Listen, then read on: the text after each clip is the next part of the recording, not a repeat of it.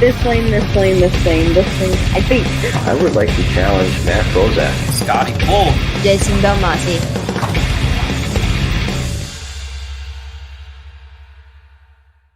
Well, good Tuesday evening, everyone, and welcome to another episode of Bowling with the Fef, a platform for you to share your unique bowling story live on our YouTube channel. It is an exciting week around here. First of all, because we've got a great guest. That's first and foremost. But secondly, we are on the cusp of a couple of big live streaming events that I want to talk to you about.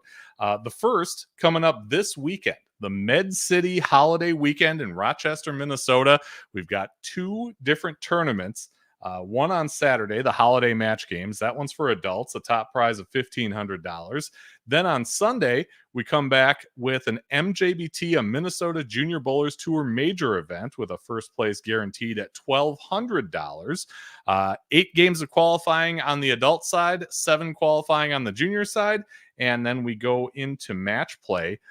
It is a double elimination style match play. So exciting stuff. Bowling with the Fef will have live coverage from start to finish both days. And a big thanks to Al Houston, who is putting on this event as part of the Larson Siding and Windows Quadruple Crown. You saw coverage of the Champions Pro Shop Open earlier in the fall. They have since had that one, the Lacrosse Open, the Med City Holiday Weekend, of course, the Holiday Match Games, and then they wrap things up into the new year with St. Cloud-a-Palooza up in St. Cloud, Minnesota. So the Med City Holiday Weekend, our next live streaming event. These are the two oil patterns they'll be looking at putting out. On the adult side, they will put out the 22 Storm Lucky Larson Masters shot. For the juniors, it'll be the 2023 ITC Women's Team condition. So you can see them right there. They are also listed on the Med City Holiday Weekend Facebook page. So you can go there and check out all the updates for that. And again, come on back to the channel for live coverage on the days of. Can't wait for that one. Then into the new year, first weekend of the new year is the Chippewa Valley Match Games right here. Eau Claire, Wisconsin, Wagner's Lanes. Tournament director Denny Burkhardt bringing this one back. It's got decades and decades of history in the Chippewa Valley, and some great competition right here in my area. $1,500 first place prize. And this one, I will be live streaming the Stepladder Finals on Sunday, January 7th. It's a 2-day event at Wagner's Lanes in Eau Claire. So be sure and check out both of these events. I'm excited to live stream both of them. I've got a history with the Chippewa Valley Match Games. I've done that for a couple of years. The Rochester one is brand new, to me anyway. But excited for both of those events to bring you coverage there. Jay Santos live in the chat saying hello. Hello to you, Jay. Hope you're doing well.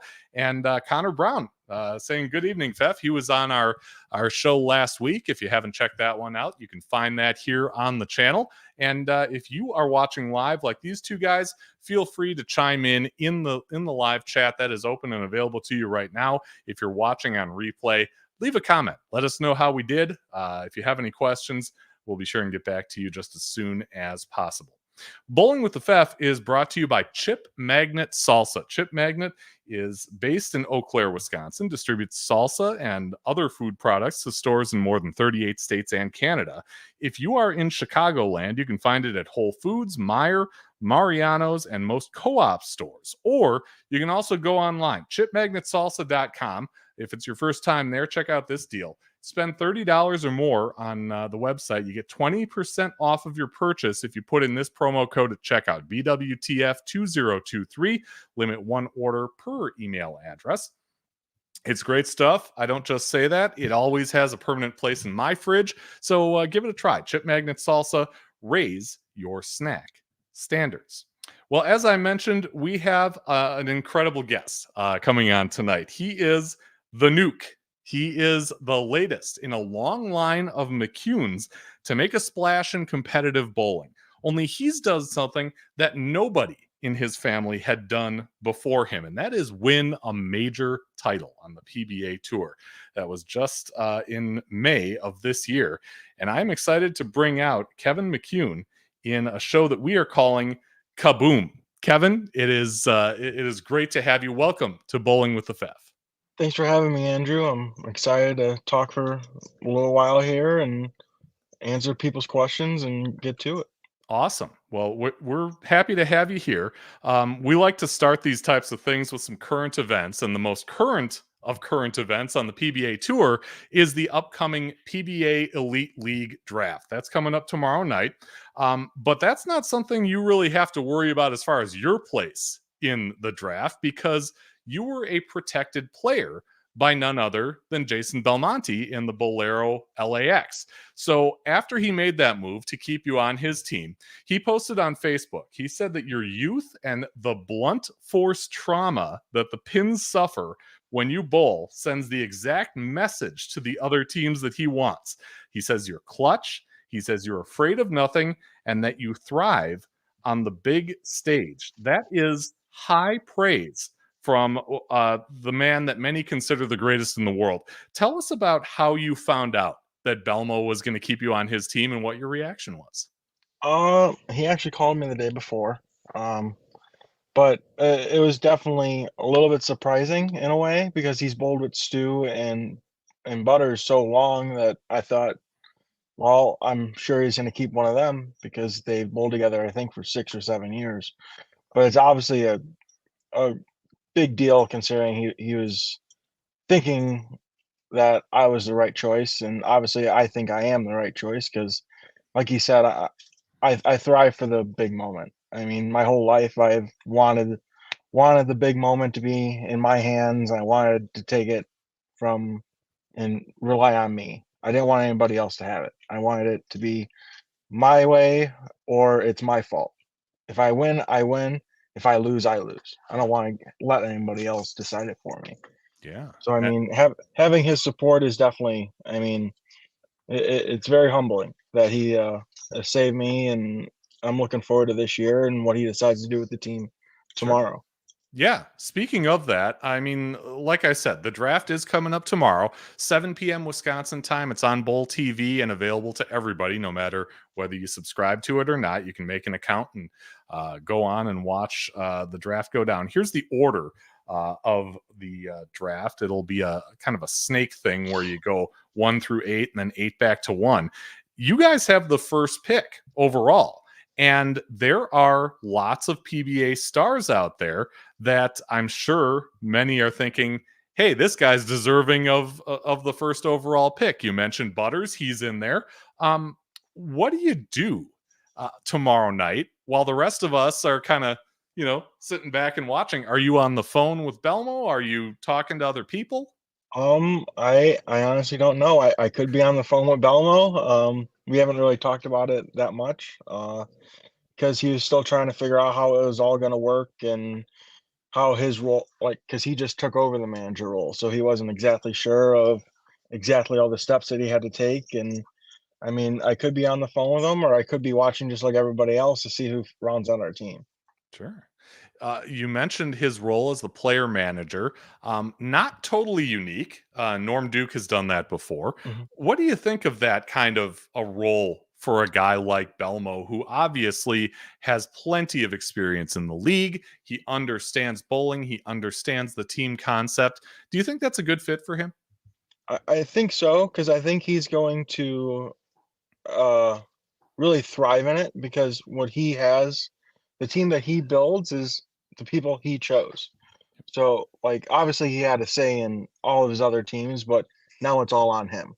Yeah, So I think he's going to take that and run with it a little bit more than what he has already, because obviously he's still obviously one of the greatest bowlers to do it, and he just hasn't found a way to win this event yet. So I'd be looking for us to be making a run in the league this year because I'm sure he's very determined, especially now that he's the manager of the team.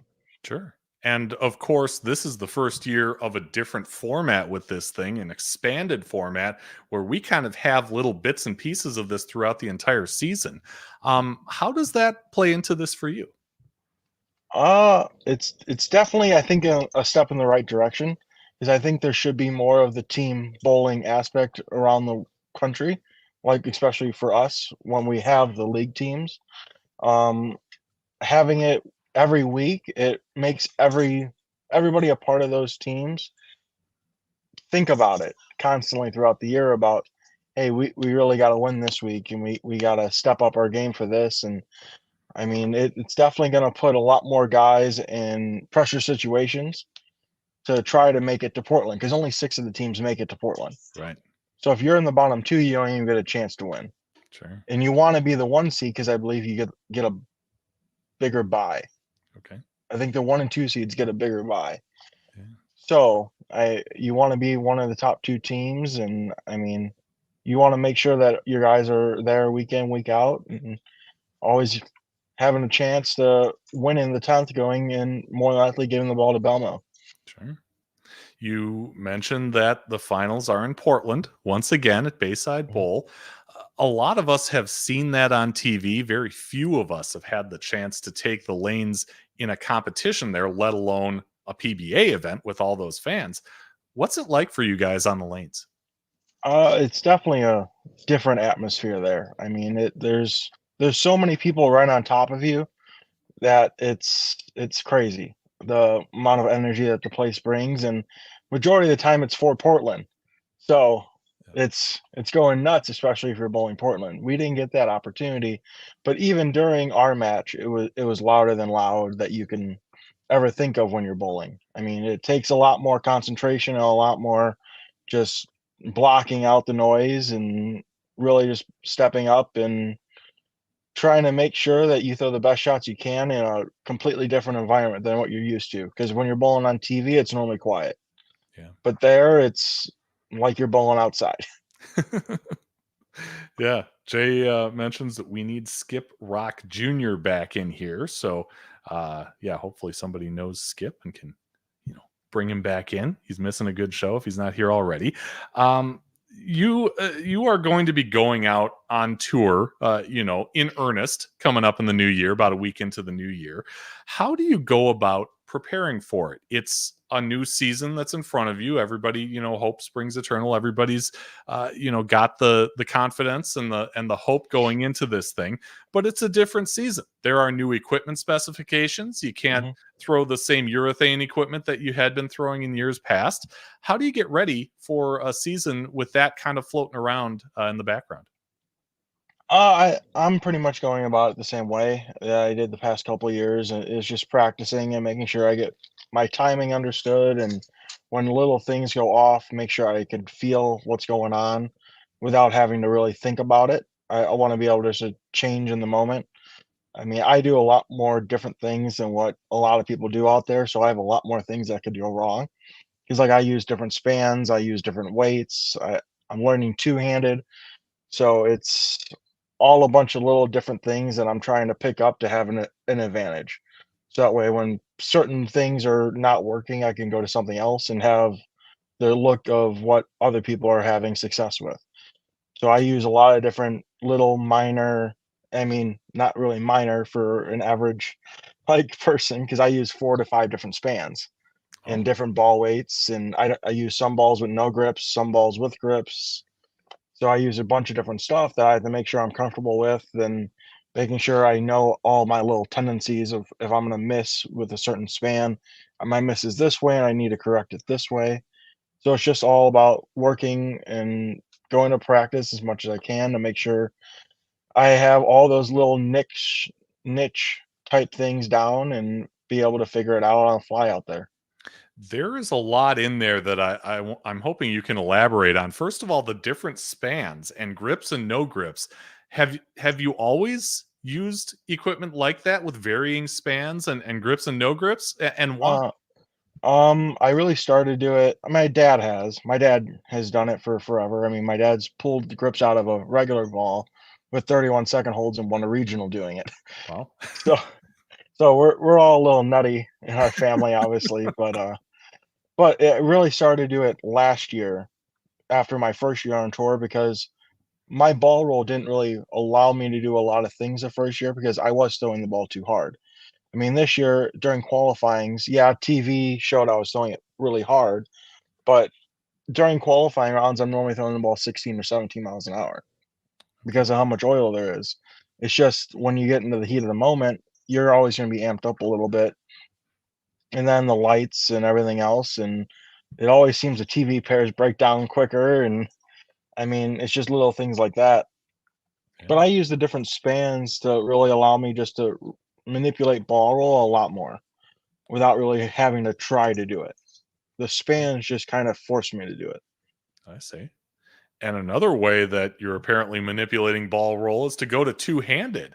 How often do you do that? Have you done that in PBA competition? I've done it a couple times. I should have did it all of Scorpion last year. The one block I bowled two-handed, or the last block before it, I drilled a ball two-handed and I went like 80 or 90 over for the block. Wow. When I went 100, I think 100 under the first block or whatever, Okay. or something like that. But it just allows me to slow my ball speed down, and I actually have less revs two-handed. You So have fewer revs than you do with yeah, in a traditional form. Wow. yeah, I hit it a lot softer, and my rev rate goes down by about 100. Really? Okay. Yeah. All right. Wow. That's interesting stuff. It looks like Derek from Flush in the Pocket is here. He says, "What's up, Fef and my Bolify brother?" Derek is a Bolify guy too. He says that he feels like your dad can pull grips out of a ball just by throwing it. He said he broke a pin at the '93 PBA National Championship. He put some heat behind it too. Yeah, he does, but I got him. You can throw it harder than he can. Oh, no doubt. No doubt. All right, cool. Give me him in his heyday, and I'll throw him any day of the week. Okay. All right. Fair enough. Let's get back into kind of the beginnings of your bowling story. Everybody kind of, gets into this sport in one way or another. Of course, your lineage is really, like no other. You've got your grandfather, Don, the PBA and USBC Hall of Famer. He won 8 times on tour, and he's got 2 Eagles. Then your father, Eugene, won 3 times on tour, and he's a star to this day on the PBA 50. So let's kind of get into some of the context behind that. I talked with Jeff Riggles a little bit before our show here, and I asked him about the multi-generational success in your family. And he told me that all sports have histories of multi-generation athletes. He says he thinks that should be expected to a degree because they get brought up in and around a sport and have, and to have a champion to learn from. Bowling might have more than other sports because being a niche sport, it's not something most kids are exposed to like the major sports. Still, he says 3 generations of PBA Tour champs is unprecedented and definitely remarkable. So my question is, what was it like to grow up around that? And how much of what got you into the sport initially was your passion for it versus it's my family's thing, or it makes sense because dad and grandpa did it? Well, I always did it, but I didn't really get passionate about it until I tore my arm in my freshman year of college. Oh, okay. I mean, I always did it. I always excelled at it because I wanted to be the best at it. No matter what I did, I always wanted to be the best. But growing up, I was around bowling like a lot, but not a lot. Like I go to the bowling alleys around here, but I was hardly ever on tour with my dad for a long period of time. Like me and my mom went out to the World Series a couple times when I was in Vegas, or I think it was the TOC at the time in Indy when I was at Woodland for a year or 2. Okay. But I never really was on tour that much, so I didn't really grow up on tour. But I mean, I was always in a bowling alley because my mom bowled, my mom's dad bowled, my dad bowled when he was home, my brother bowled, and it's just we always in a bowling alley. So obviously, I wanted to bowl still, but I was playing baseball 150 games a summer. So, and all winter I'd be practicing with different travel teams and going to play different tournaments still throughout the winter and playing fall ball and everything else while bowling. Like I didn't start bowling our scholarship tour stuff around in high school until my sophomore year. Okay. So I didn't start bowling scholarship tournament stuff by me until my sophomore year of high school. Wow. Was there you mentioned the injury, but that was past high school, right? Was there something in high school that kind of triggered that? No, I just wanted to earn some money for college. Okay. Because our sport's one of the only sports you can earn money for college before you get there. Yeah. So I wanted to be able to not have as much money or as much debt going out of college. Like I have no debt from college. Sure. The 3 years I bowled scholarship stuff, I made over 20 grand, which paid for all 4 years of my schooling. Wow. So I came out with no college debt and it worked out. But I was really looking forward to trying to play baseball, and then I ended up tearing my labrum in my shoulder. My sixth collegiate game for Jeez. playing baseball, playing Division II baseball. Yeah. Yeah. It's And still torn to this day because if I had surgery, I'd have limited mobility. wow. So, I mean, tell me about that. Is there pain does it affect your bowling at all or anything? It doesn't affect me doing anything but bench pressing or throwing a baseball hard overhand. Okay. Like if I could still throw a baseball like submarine and not have pain. But as soon as I try to throw anything overhand and throw it hard, my arm goes numb. Wow. That's that's incredible. Hirsch Bowling, Brian Hirsch says, "Hey, Pfeff and Kevin, Mason and he are enjoying the show. Thanks so much for watching." Brian, one of the supporters and organizers of Len Nicholson's Phantom Radio Junior Bowling Club, which is an awesome thing that they have going on. We've had Len on to talk about that. So there's information on the channel for those of you interested in finding out more about that. But you ended up, I guess, going to Purdue Northwest. And is that where the injury happened? Yeah. Okay. All right. And then after that, you go to Calumet College of St. Joseph. Tell me about the difference there. I mean, you were a two-sport star.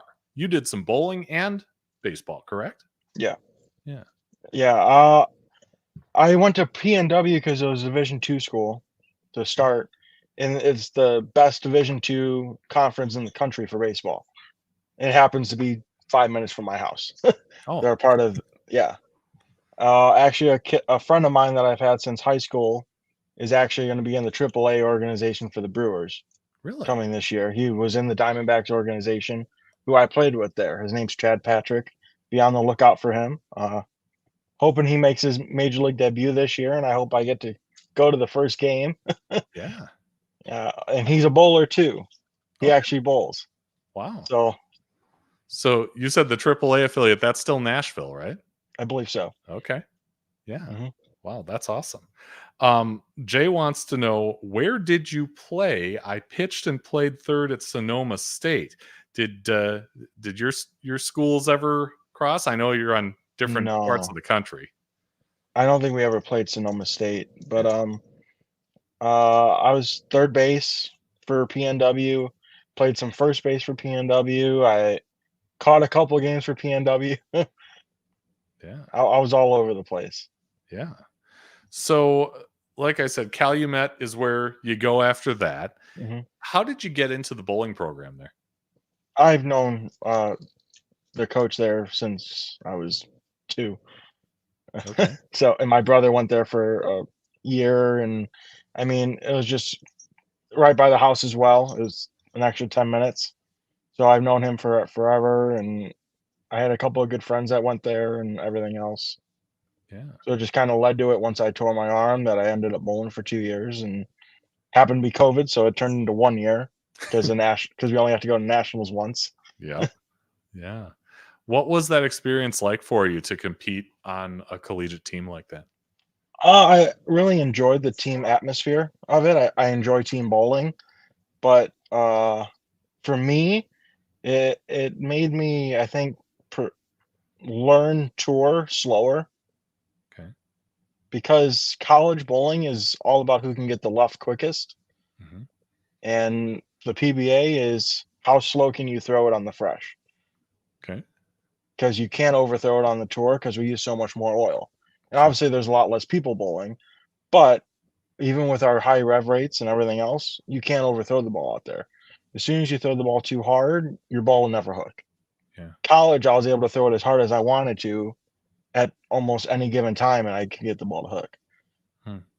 So, like, I love the team atmosphere, but for bowling on tour wise, I think it definitely made me a little bit slower to accept what I had to do out there. So, I mean, it teaches you a lot of good things, but it also teaches you a lot of things that tour doesn't call for right away. Sure. Okay. Kristen jumping in the chat here. Hello, Andrew and Kevin. Congrats on your first PBA Tour title this year, Kevin. Thank you. Yeah. That must have been a big thing for you, and we're certainly going to get into that as we go here. Right after college, you mentioned it's kind of a slow transition because of how the lanes are. What did it take for you to get from that to the tour? I mean, did it take confidence? Did it take just reps on different conditions? So I pretty much just jumped right into it right after I graduated. I bowled the regional tour that year, my first time bowling regionals, and I won the RPI that year, the qualifier in the Midwest. And I won Rookie of the Year in the Midwest my first year after that summer after I graduated. But that was the first taste I really got. And that next winter season, I went and bowled every PTQ, and I think I only missed 2 cuts. And Wow. yeah, and I finished 16th at the U.S. Open my first time bowling it. And I finished in the top 25 at the Masters my first time bowling it. Jeez. But those are the only 2 cuts I made. Okay. Because they were on Kegel lane machine, which has a little bit more friction than the Brunswick machines. Sure. So I was able to throw the ball hard, and I still got my ball to hook. But the Brunswick lane machines are all forward oil. So you have to throw the ball slower, otherwise your ball doesn't slow down. And I really struggled with that my first year. Sure. Yeah. So I mean that was the big acceptance for me, was after that year was I had to learn to throw the ball slower. Yeah. Which is tough for anybody, let alone someone who, tends to throw it harder like you do. All right. So Derek says he thinks he saw you throw your first ball at the Players Championship that you ended up winning. So that's a cool moment. Lavetta says that we bowl in the same league on Monday night, Plaza Lanes in Highland. She said she watched this young fella bowl 2 300s in a row effortlessly. She says you're amazing to watch, and she hopes you have a long career, young man. Thank you. And I think you were one of the right of us Okay. when I bowled them. When you had those 2 300s. Wow, that's awesome. Jay says, yes, congratulations on the PBA Tour title. That's a huge accomplishment. It certainly is. But what I want to start out with in this is the Times Masters Bowling Classic. How do you get to the championship match of that? And what happened in that matchup? Because your opponent was your dad. Yeah, it was only the second time I beat him on the day. Because I beat him in the semifinals to make him bowl an extra game, and I got the bye to the finals. So what's that like as you're going through that, knowing that, dad is kind of right there, right? Yeah, I wasn't worried about him. I had such a good look that day that it didn't matter what he did. I was going to beat him. Yeah. Now, if I asked him that question, would he say the same thing? No, he's going to say, oh, I let him win. Yeah. Yeah, that's what he'll say. But we both, because he doesn't beat me anymore. That's not true. We know that. Yeah. He never let me win as a kid, so I don't let him win now. There you go. Yeah. Was that valuable? I mean, growing up in that family? Yeah, it was definitely a nice moment. It was kind of a passing of the torch thing. Yeah. That's kind of one of the other things that I wanted to talk with Jeff about was, your demeanor and things like that when kind of compared to your dad.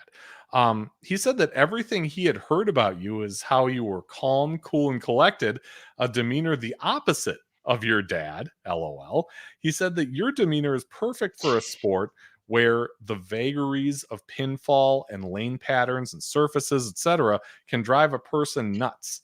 How did you get to be that way? Because as Jeff mentioned, dad's a little different than you, isn't he? Yeah, my dad has to get fired up. My dad has to get his emotions going, and that's when he tends to bowl better. The more amped up he is, the better he ends up bowling. Yeah, I kind of just go with the flow. Whatever's going on, I try to adjust in the moment and not try to think anything too much of it, and whatever happens, happens. Okay. And is that something where you have to work at the mental game to get to that place, or is that just kind of naturally who you are? I think it was just kind of enforced in me in baseball because I always played on teams that were highly ranked in the country, so we always had a target on our back. So we always had people talking about us and talking about how this, that, and the other, we want to beat them. Well, they aren't as good as what they say they are, and this and a whole bunch of other stuff. And I think it was just kind of evolved through baseball because you can't let the emotions get to you in baseball. Otherwise, you're going to be thinking about something else when you have a 90-mile-an-hour pitch coming at you. Yeah. I mean, you can't really be thinking about other things other than what's going on in that moment. Sure. Do you think there are more parallels between baseball and bowling than, kind of meet the eye? I mean, there are a lot of baseball players who end up Mhm. in bowling or and vice versa. I'm pretty sure AJ Johnson said that he was in baseball. And of Yeah. course, you got Tommy Jones, Earl Anthony. hmm So, I mean, I think every sport has a lot of little things that you can relate to bowling because every sport you have to use your legs. Yeah. Every sport you're using your legs for something, and majority of the time it's to get power, and that's what bowling is. You have to use your legs to get power. Like I give lessons back home, and I try to relate everything to something at a sport somebody's playing or that they did play. Because to use your legs, you can relate to other sports to get into the same idea. Sure. So if you know a movement from a different sport, you can relay that to this sport, and then be able to kind of get a general idea of what you have to do for yourself. So I try to relay other sports, golf, uh, softball, baseball, whatever you do to this to bowling, and try to help you that way. Because every sport you have little tendencies that you can relate to almost anything. Sure. And the part about the lower half being so important is so true. I mean, especially when you get older, hmm you really learn that if you don't have, the right balance and leverage on the Yeah. lower half, it's not hmm going to be pretty. Um, yeah, Lavetta says, "Yep, she was right next to you." And Jay says a calm demeanor is a big advantage when competing. In his opinion, he says his son has it, and he usually didn't. So yeah, it's true. There's a lot to having a good head on your shoulders, good mental game, and looks like you have it in spades, which is great. Um, another thing that Jeff brought up was your second place and your win at the Peterson Classic. He said that takes mental strength. Tell me about the Peterson, because that's a tournament that I've never bowled myself, but of course you hear all the stories about the air conditioning's off and the pins are on the roof all winter, and the different lane conditions, and sometimes they're turning off and on lanes. What is the Peterson like, and how did you find that success in it? So the first year I ever bowled it, I finished second, Okay. and I was so mad that year because I felt like I should have won. Yeah. The last three frames, I went bone 8, bone 9, ring 10 Ugh. to lose by 4. Oh no. To lose by 4. But that year, I really wasn't messed with. But they have a banner that comes down. It used to be wood that you can't really see. There's no arrows. There's no dots on the approach or on the lane. They have it come down. Like, I'm short enough that it doesn't really affect me in a way because I'm able to see under it a hair. But if you're 6 feet, 6'1", you probably are blocked by it. Oh. And the year I won, going into game 6, they dipped my ball in a bucket of oil. Oh. They just take it off the rack and They took it in the back. It was gone for like 5 minutes, and it came back with oil literally pouring out of the thumb. So what did you do? It took me a while, and put some rosin in it, kept putting rosin in. And I retaped it, and that cost me my second open of the day Oh, that year. I went 170 over that year, and my only 2 opens were I went the first 4 games clean. I opened the 55th frame geez. so I opened the 5th frame of game 5, and that was a 210. And then after they did that, I hung in it because I had so much rosin in it. I got 1 off the left, and then I stuffed a 9-pin on the spare. Oh, That was my only other open of the day. wow. So I had 2 opens the year I won. Okay. Not this year, but last year. So, I mean, that it's all about making spares and just not thinking anything of it Sure. because something crazy is going to happen at some point. Yeah. Did And did you continue using that ball oh, after? absolutely, I did. Okay. Yeah, after I hung in it, it got back to normal, but there was no chance I was changing balls and using a different ball that I only had 1 open with besides that. Sure. Wow. That's awesome. Derek says the first time that he saw Eugene Bowl was in the 1992 Flagship Open, and he said he lost to Dave Husted. I'm trying to think. Is that before you, or you were around That for that one? that is way before me. That's way I was before you. born in '99. Okay, so that's a little history there, but yeah, he was great on tour. He was great on TV for sure. Always interesting to watch. But yeah, and Dave Husted. I mean, what can you say? I've said on the show Yeah. before, he was one of my favorites growing up. So you kind of make your way on tour, and you're having some success in that first year. And one of the things that Jeff said, and I'm interested to know if this is something that you kind of evolved or was with you as you're starting on tour. He says that you have this trick, unreal ball speed without the effort, that takes you out of rhythm. Something like that is a huge plus for you. So he says that he's not surprised that you won a title with it. But was that something that you always had, the ball speed without the effort, or did you evolve into that? No, I've just always had it.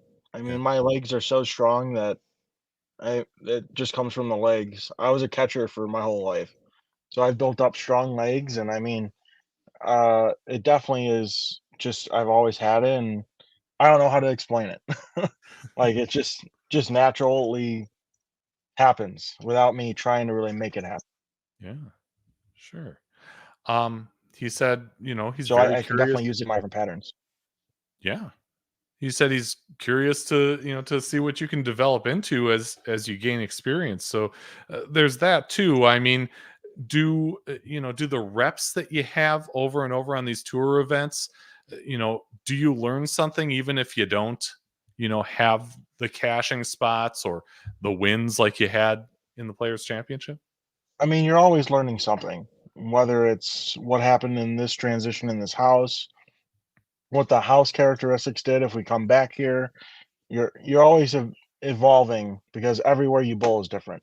Every year that place is different that you bowled in the year before.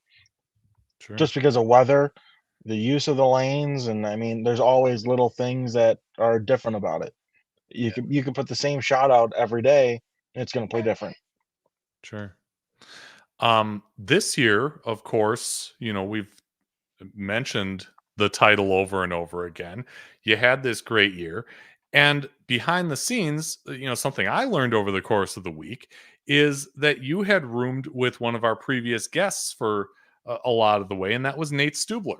Mhm. He said that that you guys room on tour most of the time that he's out there. He called you a great mentor to him his first year out, and he said you taught him a lot. He called you as extremely intelligent, and he says you're one of the nicest people that you'll meet. Um, I sit here and I think to myself, some people would naturally take guys like Nate, younger guys under their wing, help them out, do that thing. I could think of some guys that might say, you know what, we're doing this for our living here. Nice to be friends with you, but you know what?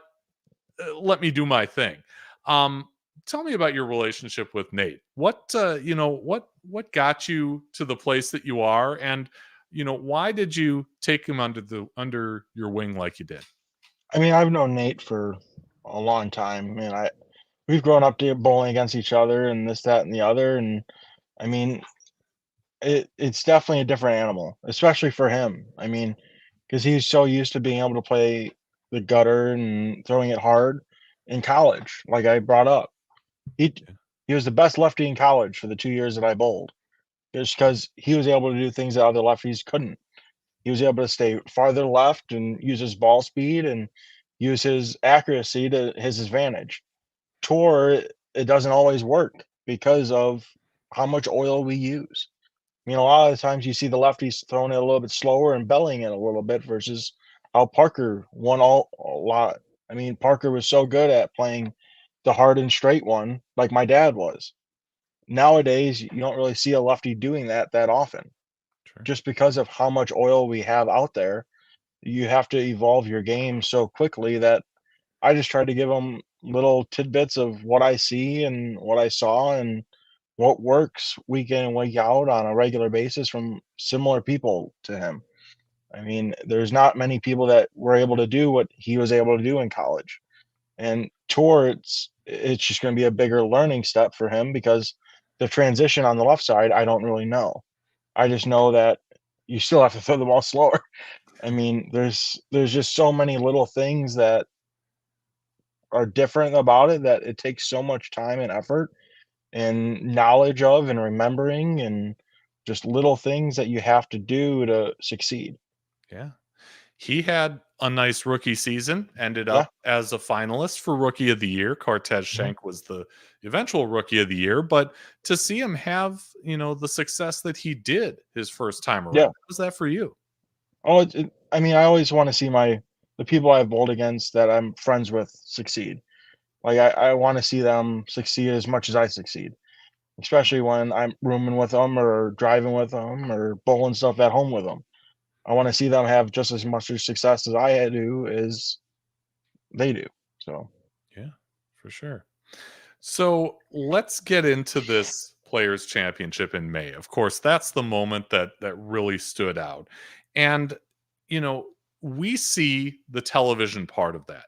Tell us about what led up to you making the show in that event and why it went so well for you. I mean, truthfully, when I found out that the advancers rounds were going to be on the high end, I just pulled a rabbit out of the hat and it happened to work for those advancers rounds. The long pattern, I went 100 and something over, or almost 200 over on the low end, or the low end of the building, but the high side of it. Okay. And then I went 100 under on the long pattern for qualifying on the bay that we were bowling the advancers round in. They were like 10 tighter. I just never found a ball reaction whatsoever. And I ended up putting a brutal collision at 240, and I was through it as hard as I could, almost up 15, and never threw it right at 15 Wow. for all of the advancers round, and it happened to work. I got 9, and I think I missed 4 times on the short pattern in the advancers round. I struck almost every shot on the short pattern. Wow. I struck a ton on it. So as long as I was able to throw a double here and there on the long with the long pattern, I would have been all right. And the last block, I happened to start off the second to last block. It was either the second to last block or the last block. I started off 300, and right then and there, I knew that if I could just keep that going, I was going to make it. And I mean, that's ended up what happened. And I said from there on out, I'm just going to hit the pocket, and whatever happens, happens. Especially because we went back to the low end where I had a really good look on both patterns. Okay. Remind me again which center this is. Is this Bowlero, North Brunswick? Yeah. Okay. And yep. Okay. So you make TV, and standing there in your way are Zach Tackett, EJ Tackett, Anthony Simonsen, Jakob Butturff. I mean, you talk about really the greats of the game right now, and you're looking at like probably three or four out of the top 5. Does that factor into what you've got going on up here as you make your way through that show? So The only thing it really did was against EJ. Okay. The only 2 games of the tournament that I didn't throw a urethane on the right lane was against EJ. Okay. Because you see what happens when you give EJ hold. He shoots 300 at you the next week. Yep. So I didn't want to give him hold, and I didn't want to just give him the free push that he likes to have and take advantage of. So I ended up throwing a reactive ball against EJ just on the right lane, and it worked out in my favor. It almost didn't, but that was something I was going to stick with and not give him the hold that he likes to see, and it panned out. Yeah. But after that, I threw urethane the rest of the time again. Okay. Yeah. I asked Nate about that. He remembers talking to you afterwards. He says you kind of shrugged it off like it was no big deal. And he says that you told him that you've played baseball in front of 20,000 before when you played travel ball. So you didn't feel any nerves or anything. Come on. No nerves? I mean, there's always going to be a little bit of nerves, but nothing that I was going to let get in the way. Yeah. I mean, I've played with people that were getting drafted in baseball and having major league scouts there, and we're playing against people that are going to be in the pros the following year. And I mean, so for what it is, I mean, it was a big moment, but you can't let big moments define who you are in nervousness. You can let them define you in calmness, but not in nerves. Okay. Yeah. Well said. So, we saw the reaction from Nate. What's it like, to, go talk with your dad or your grandfather after a big win like that, a major championship? Uh, we didn't really talk about it too much, just besides that I won up my dad. Yeah. I mean, we talked about it a little bit, and I mean, we just kind of talked a hair about it. I mean, we didn't talk a bunch about it, Yeah. but I just always make sure to remind my dad that I one upped him. I mean, Yeah. that's the big thing that that I have. Sure. Yeah. The He might significance have of scoring records, but I have the major. okay, and that's what counts, right? You know, the significance of what your family's done in bowling is so cool for those of us kind of outside of it. But I'm sure for you, it's just kind of okay, kind of a notch on on the way to where you want to be. Mhm. What when you start thinking about goals and things like that, where do you want to be? I mean, I want to have the most wins in the family, obviously, Okay. but I mean, also I want to do this as long as I'm able to and do it successfully.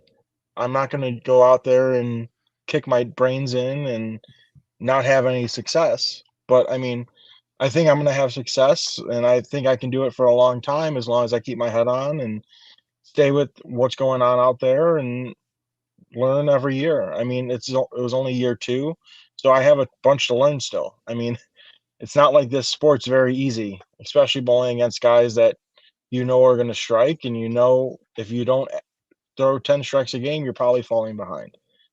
Yeah. Yeah. Yeah. How about the equipment? I mean, you are you mentioned the different types of equipment that you utilize to get to that major championship where you have really dull reactive, you have urethane, you have in Mhm. between reactive.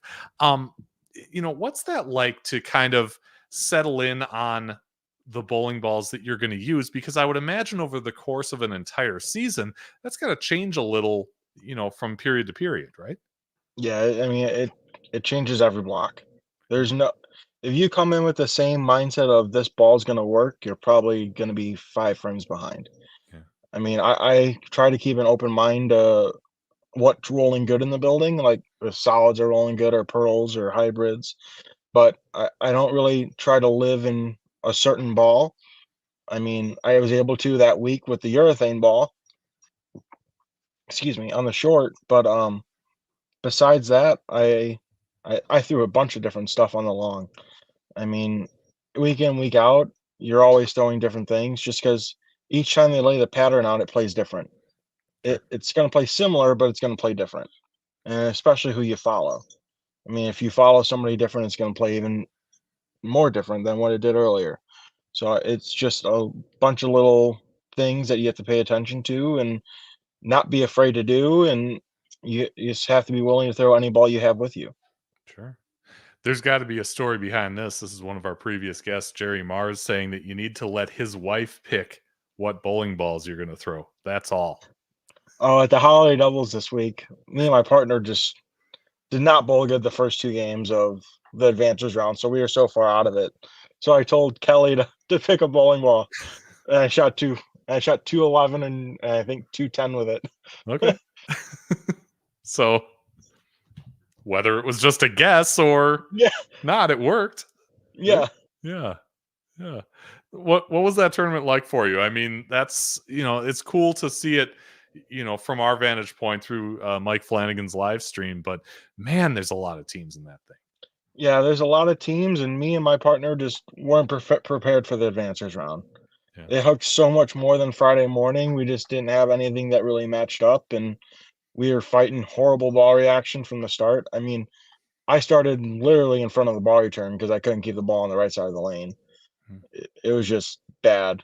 I just didn't have anything weak enough, and neither did my partner. I mean, he had weak stuff. It just read too early. So as soon as he got a hair slow, it went through the face, and I went turkey to start with a Paragon Pearl. I started with in front of the ball return. I went front 3, bone 9, move in 4 count. So the more I moved in, the more it hooked. And then the farther I moved right, the more the ball would burn up if I threw it hard. And as soon as I threw it slow, I'd want to miss the head pin. So I just had no ball reaction whatsoever in the advancers round. And next year, I mean, we're going to come in with a completely different game plan and hopefully be able to make a run at it. Sure. One of the Jerry says weaker stuff read so much quicker. Bigger balls died in the back. So there you go. One of the changes in this year's tour is, of course, some of the locales where you guys are going to end up. And the one that's big for me is the World Series, because it being in Milwaukee, I was able to go the last couple of years. I did have a few of your shots from this year, but that is moving to Michigan, to the Thunder Bowl. What are your thoughts on that? How have you done in that building before? What's it like for you?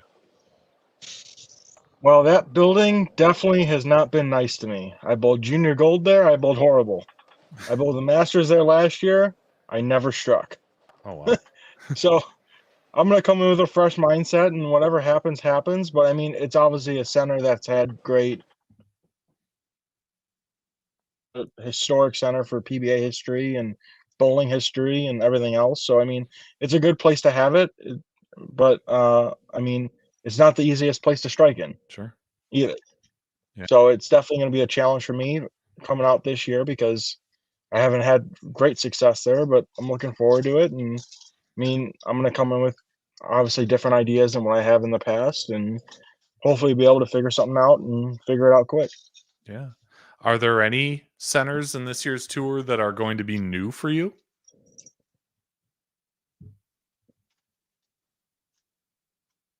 I don't think so. I think I've bowled everywhere that we are bowling at. Okay. Yeah. Because Mount Prospect I've bowled in. Anderson I bowl in all the time. I won the Indiana Masters in the Anderson bowling alley that we're bowling at, championship lanes. Yeah, I don't think I've bowled everywhere that we're bowling this year, I think. Okay. And that's got to be a good thing, right? Yeah. At least you have a clue about characteristics Absolutely from your history. Yeah. It's definitely nice to have. I mean, obviously all the guys on tour have notes about different places, so everybody's going to come in with their own notes and take advantage of what they think is going to happen and so forth. Sure. How long could you see yourself doing this? Being a professional bowler, going on tour, hitting all the events? As long as I can, and as long as I'm being successful at it. I mean, I don't want to put myself in a position that I have to fight for every little thing that could go wrong and could go right. As long as I can put myself in a position and succeed year in and year out, I'll do it for as long as I can. Cool. Well, best of luck to you in this year and certainly moving forward. As I mentioned before on this show, we do something called Off the Sheet, and that's where I ask you to challenge somebody else. Doesn't really matter the skill level, the experience level. We just look for people who are passionate about bowling and have a unique story to tell, which we all do. So, Kevin McCune, who would you like to challenge to be on a future episode of Bowling with the Fef? I think